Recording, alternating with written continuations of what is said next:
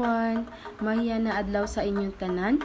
My name is Siti Alayna ang Ginagina, and let's share the story of the journey of the land of Ilianen.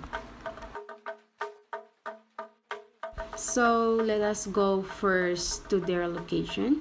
The Arumanen or Irumanen, also referred to as the Ilianen or Ilianen Manobo, concentrated in the Arakan Valley, North Cotabato.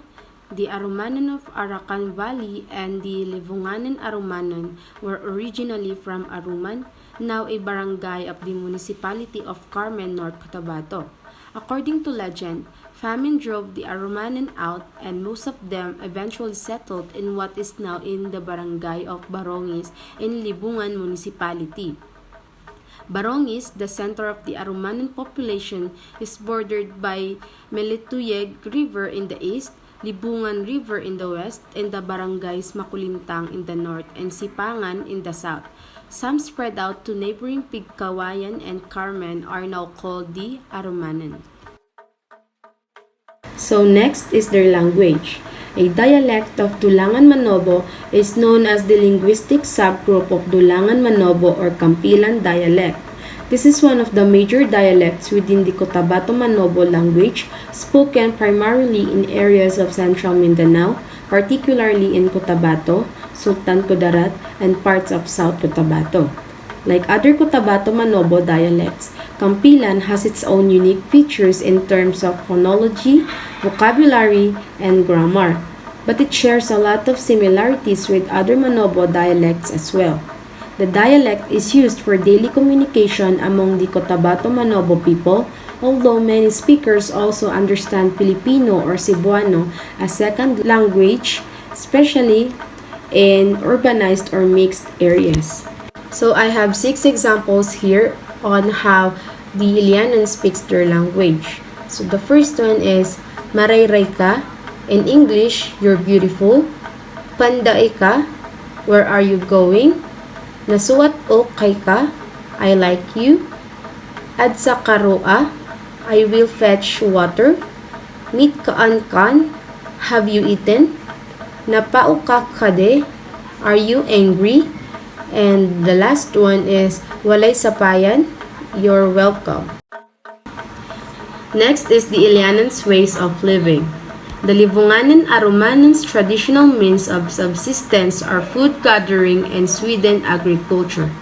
The men build houses, hunt, fish, trap, and fell trees in preparation for clearing the fields. They hunt pigs, deer, chicken, and various kinds of fowl with traps, spears, bows, and arrows, and hunting dogs. They catch fish with baskets, hook and line, nets, traps, and spears, and gather honey in the forest. And also, they are expected to defend their settlement, a task which was important before World War II when they were engaged in much inter-tribal fighting. Moving on to their tribal system, the Timuay is not an inherited position but is chosen for specific qualities, including knowledge of tribal laws, leadership in war, kindness, and hard work. He should ideally be married, with his family fulfilling household duties, including preparing special food for ceremonies, and also the Timuay serves as an arbiter in disputes within the tribe. The Pikilukisan advises the Timuay, recommending decisions and organizing the annual Bulangan, which is a harvest festival.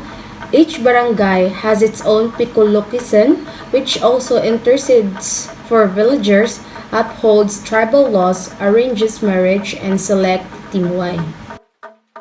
Next is for the ritual practices. The Panganingani is a ritual to invoke blessing from Kalayag, which is a rice deity for a successful harvest. A Pirovonian is placed in the field. Seeds are blessed and protective plants are planted.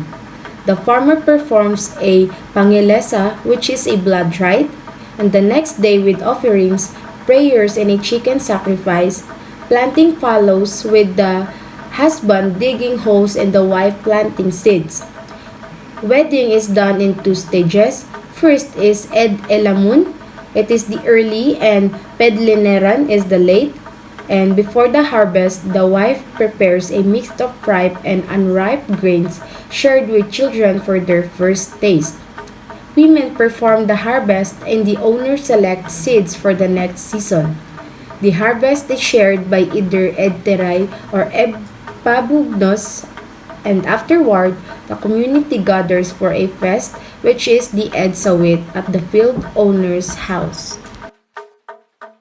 Next is the Samayan Festival.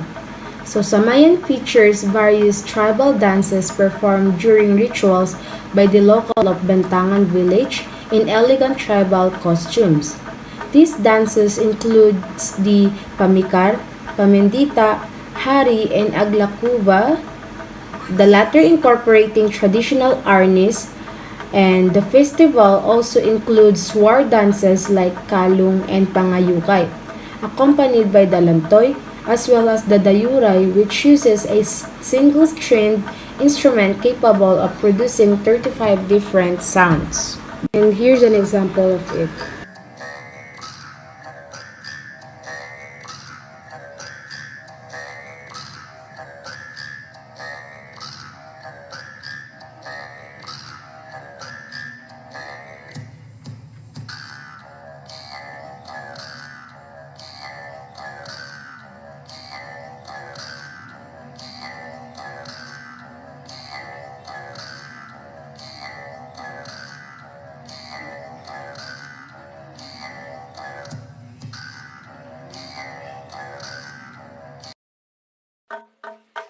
We are down to the famous spot.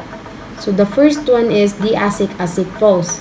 It is also known as Curtain Waterfalls and a waterfall near Alamada in Cotabato. And the slopes of Mount Ragang, and it is known for an apparent lack of a river feeding the fall with water coming out of crevices on a 60-meter cliff instead. Asik means sprinkle in the Hiligaynon language. So the next spot is the Fort Pikit, and it is a historical military fort located in Pikit, Cotabato, Mindanao, and it was built during the Spanish colonial period in the late 19th century, and it was also used to control the region and counter local resistance. The fort continued to serve military purposes under the American colonial period and early Philippine Republic. So the third spot is New Israel Ecotourism Park, and it is located in Matalam, a municipality in the province of Cotabato, Mindanao. Specifically, it is situated in Barangay New Israel, which is known for its scenic natural beauty, including hills, forest, and wildlife, making it a popular ecotourism destination. So for our last destination is the Mount Apo. It is the highest mountain in the Philippines, standing at 2,954 meters or 9,692 feet above sea level. Mount Apo is a popular destination for trekkers and mountaineers due to its challenging terrain, diverse ecosystems, and spectacular views. Before I end this video, let me show you an actual Manobo speaking their language. Ang ating pong panahon ngayon ay walang iba kundi si Yuni P. Martinez Jr. Welcome yun si Mafion Agdaw, mafion abagi di akanita langon. Langon is Lahat. parang maganda na ako na sa karamang. So that would be all for my exploration. Thank you for joining me on this journey. Dakulang salamat, dumug ka!